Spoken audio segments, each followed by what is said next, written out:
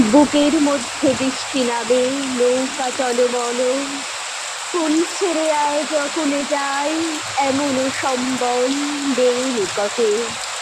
হয়তো ছিল বৃষ্টি আসার আগে, জলোচ্ছ্বক্তিহীন হয়েছি, তাই কি মনে জাগে পোড়া বাড়ির স্মৃতি, আমার স্বপ্নে নেশা দিল। জলোচ্ছ্বক্তিহীন হয়েছি, জলোচ্ছ্বক্তিহীন।